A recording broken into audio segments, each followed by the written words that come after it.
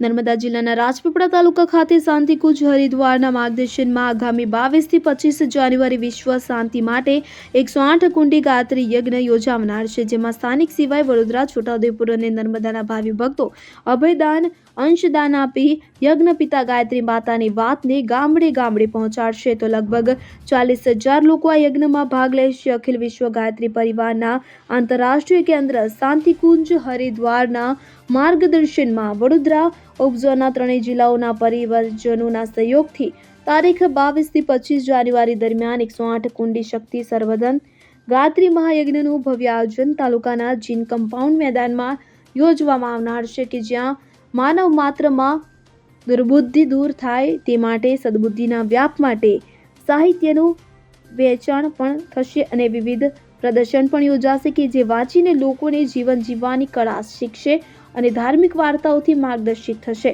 આ દરમિયાન ધ્વજારોહણ, દેવપૂજન, આદરણીય ડોક્ટર ચિન્મય પંડાજીનું વિશેષ માર્ગદર્શન તેમજ ગાયત્રી યજ્ઞનું પણ આયોજન કરવામાં આવેલ છે. ઉપરાંત યુગ નિર્માણમાં યુવાઓની ભૂમિકા ગીત સંગીત સાથે યોજાશે, જ્યારે ગાયત્રી યજ્ઞ દીક્ષા અને વિવિધ સંસ્કારો, નારી સંરક્ષણ અને મહિલા સંમેલન ઉપરાંત રાષ્ટ્ર જાગરણ, દીપ યજ્ઞ, ગાયત્રી યજ્ઞ અને વિવિધ સંસ્કારો, નશા નિવારણ અને જન્મ શતાબ્દી સંકલ્પ ઘોષણાના વિવિધ કાર્યક્રમો યોજાશે.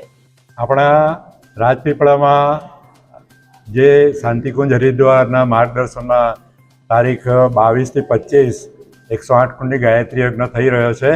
તેની અંદર જુદા જુદા હેતુઓને પાર પાડવા માટે સ્થાનિક પરિજનો સિવાય વડોદરા ઉપઝોનના 3 જિલ્લાઓ એટલે કે વડોદરા, છોટાઉદેપુર અને નર્મદા જિલ્લાના પરિજનો પોતાનું સમયદાન, અંશદાન આપીને ભારતીય સંસ્કૃતિના નિર્માતા યજ્ઞપિતા ગાયત્રી માતા એની વાતને ગામડાના અભણ લોકો સુધી પહોંચે એવો પ્રચાર પ્રસારનો પ્રયત્ન કરશે. પોતે અહીંયા વહેલા આવી જશે સમયદાન આપવા માટે અને અમે લોકો અપેક્ષા રાખીએ છીએ કે ઓછામાં ઓછા 35,000 થી 50,000 લોકો આ 3 દિવસમાં અહીંયા મુલાકાત કરશે. તે સિવાય વધારેમાં વધારે લોકો આ કાર્યક્રમથી જાણકાર બને અને માનવ માત્રની અંદર દુર્બુદ્ધિ હટે, સદબુદ્ધિનો વ્યાપ થાય એવા સદવિચારોનું સાહિત્ય પરમ પૂજ્ય ગુરુદેવે જે લખ્યું છે એનો સ્ટોલ, સાહિત્ય સ્ટોલ તારીખ 16 થી તારીખ 21 જાન્યુઆરી દરરોજ સવારે 10 થી 7 ખુલશે. તે સાથે વિવિધ પ્રકારની પ્રદર્શનીઓ કે જેનો નિહાળીને એનો વાંચન કરીને એ પ્રદર્શનીના જે પોસ્ટર હશે એ લોકોને એક નવો વિચાર આપશે કે આપણે કઈ રીતે બાળકને ઉછેરવું જોઈએ, કઈ રીતે આપણે સશક્ત બનવું જોઈએ, જેને દ્રષ્ટિએ સમાજને આપણે સશક્ત બનાવી શકીએ.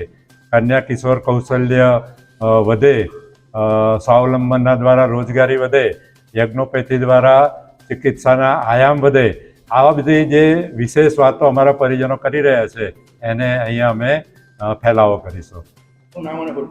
મારું નામ રાજેશભાઈ ભાવસાર છે.